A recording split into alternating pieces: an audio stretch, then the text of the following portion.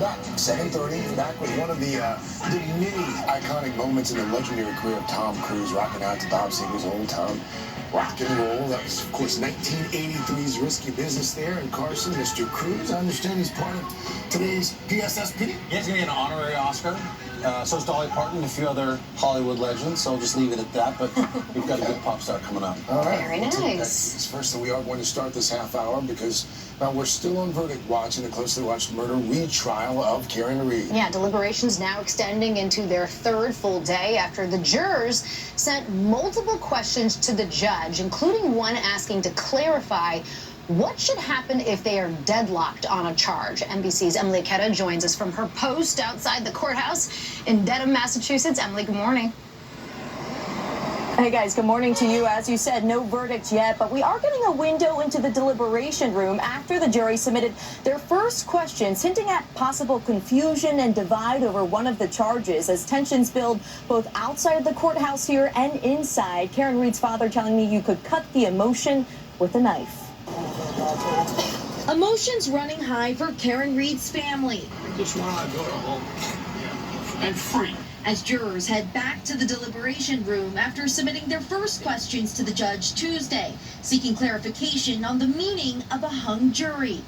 If we find not guilty on 2 charges but can't agree on 1 charge, is it a hung jury on all 3 charges or just 1 charge? The jury can deliver a partial verdict, but the judge said she would not answer this, quote, theoretical question. So I tell the jurors that they're not to be concerned with the consequences of their verdict, and that's exactly what they're doing here.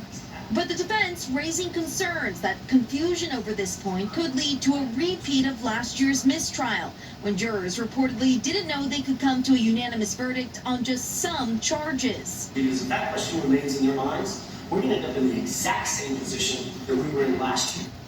Read is accused of hitting her police officer boyfriend with her car and charged with second-degree murder, manslaughter while driving under the influence, and leaving the scene of a deadly accident. Jurors also zeroing in on that second charge Tuesday, inquiring specifically about a lesser charge of driving under the influence. And asking whether Read's interview clips played by the prosecution can be considered evidence. Yes, the videos are evidence, and give them whatever weight you deem appropriate. Outside of court, Read unusually quiet following the second full day of deliberations. Karen, how are you feeling?